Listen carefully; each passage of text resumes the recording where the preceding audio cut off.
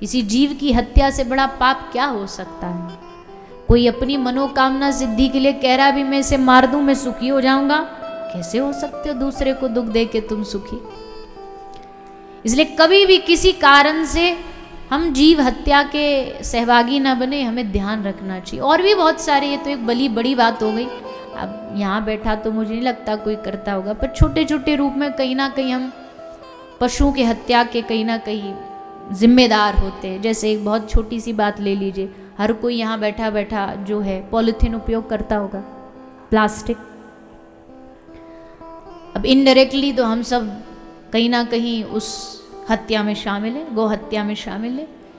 क्योंकि आज के तारीख में जितनी गाय कसाई के वहां मर रही हैं, उतनी गाय सड़क पे प्लास्टिक खा के मर रही हैं।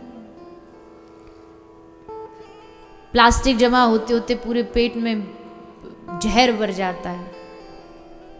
हमारे हॉस्पिटल में भी जब कोई गाय आती है ना, और कोई उसका मालिक हो या कोई ऐसी बता दे कि भाई कुछ खा पी नहीं रही, तो उसका फर्स्ट जो स्टेप होता है वो यही होता है कि एक्सरे करके देखो इसके पेट में प्लास्टिक कितना। क्योंकि प्लास्टिक जमा होते होते एक समय आता है जब उसका खान पान, जठराग्नि सब बंद हो जाती है, इतनी प्लास्टिक जमा हो जाती है। और प्लास्टिक यूज़ कौन कर रहा है? गाय थोड़ी कर रही है, इंसान करता है। इंसान करके उसको कचरे में डाल देता है। सड़क पर गाय भूखी है, क्या खाए? थोड़ी बहुत छिलका, गुठली की सुगंध आ जाती है तो उसके चक्कर में पन्नी खा लेती है। प्लास्टिक पेट में जमा होते होते इतनी भयानक रोग बन जाता है कि फिर गाय को बचाना असंभव हो जाता है। इसलिए ये कुछ चीज़ें हैं जो केवल जागने की ज़रूरत है, उसमें हमें कोई स्पेशली कोई खर्चा करना नहीं, हमें कोई बहुत विशेष काम करना नहीं। भाई इतना करना है कि हमें जहाँ लग रहा है कि ये चीज़ करने से किसी को नुकसान है, उसे रोक दीजिए, बंद कर। प्लास्टिक कम से कम, और कहीं गलती से करना भी पड़े तो उसको इस तरीके से डिस्पोज करिए कि उससे किसी गाय की हत्या ना हो। दूसरा क्या है,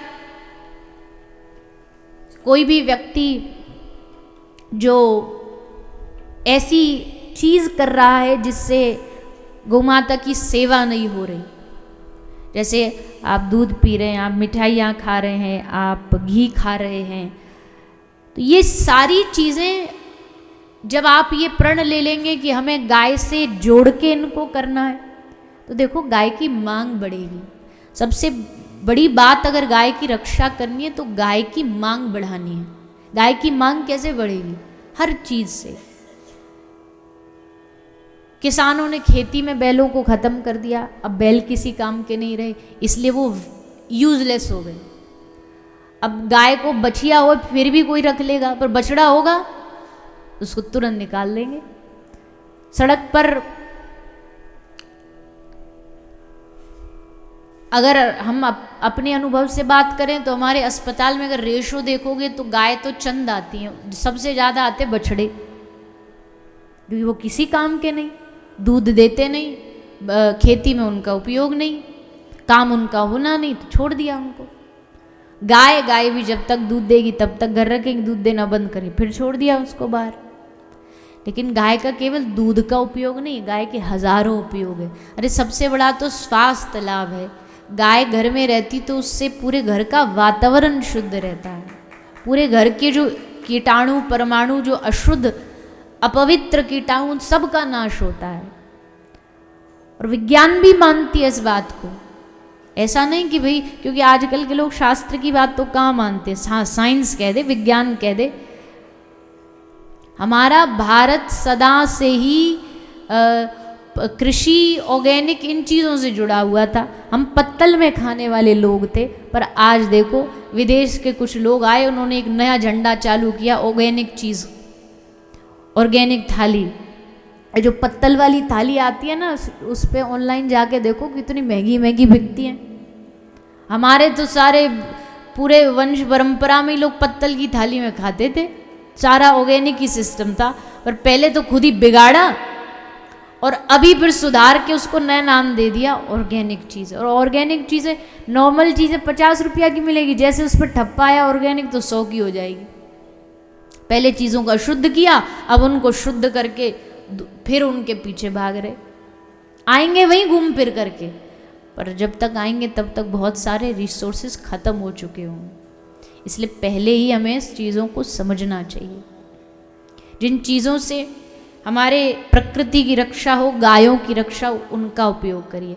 आप सब लोग दूर दूर जगह से आए, सब कोई शहरों में रहता है, कोई बड़े बड़े शहर में रहता है, पर देखो दुनिया में ऐसी कोई जगह नहीं है जहाँ जो आदमी चाहे और ना हो। अगर आप चाहेंगे कि नहीं भैया या तो घर में गाय रखे, घर में गाय किसी कारण से मजबूरी में नहीं भी है तो घर में जो दूध आता है, जो घी आता है, जो वस्तुएं आप उपयोग करते हैं वो गाय से जुड़ी हुई करिए।